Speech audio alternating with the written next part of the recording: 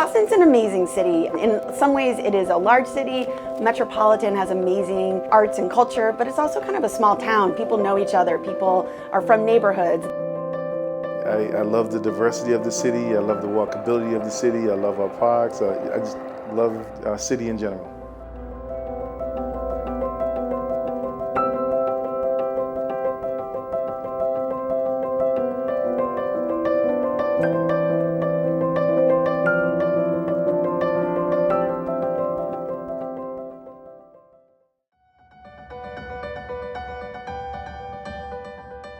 Housing is fundamental to health and well-being, and I would actually take it a step further and say that having access to quality housing is really critical to promoting, health and well-being. People always say, well, we just want people to have a roof over their head, but if beneath that roof there's a home that's overcrowded, that's poorly ventilated, where you have, pests or mold or asbestos or lead, the people who live there are going to be at high risk for a whole slew of diseases.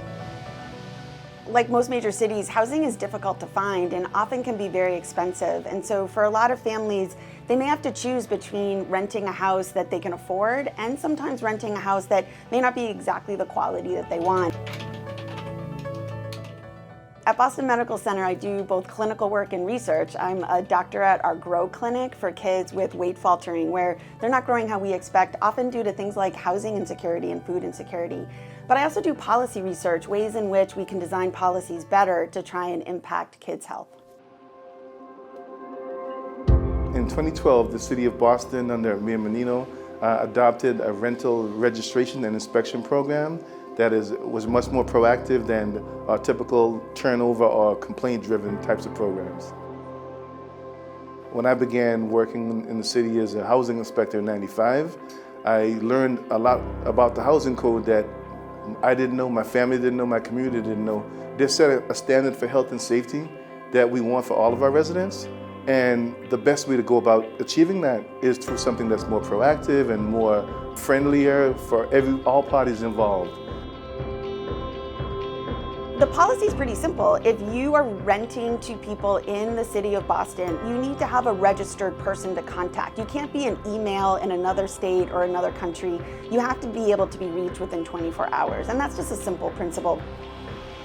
On the inspection side of things, instead of waiting for someone to file a complaint, it creates a proactive, predictable system to let you know when you're due for an inspection over a 5-year cycle.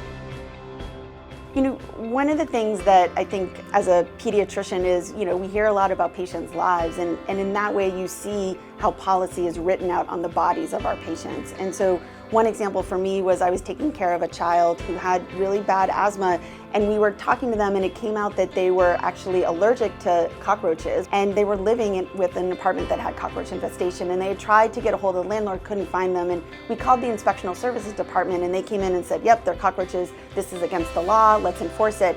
And they couldn't find the landlord to serve the notice. The issue then becomes families often may not have another choice.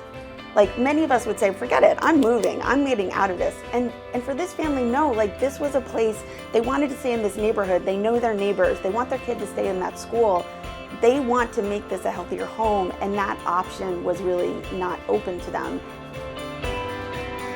So the great news is that this family was able finally to get a hold of the landlord. They were able to get the house to be up to code, and then the child was able to do well. I think in this case, it really wasn't about medicine, it was really about preventing the exposure that was making him sick.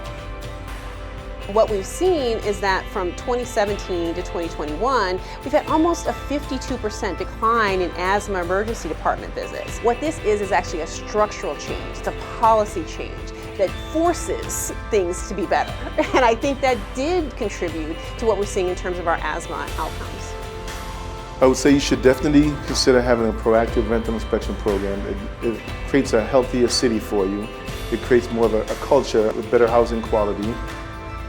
An idea is great, but then to see it become reality is even more rewarding, and to know that we're seeing less complaints and more partnership, more proactive compliance is I think, a great thing for our city.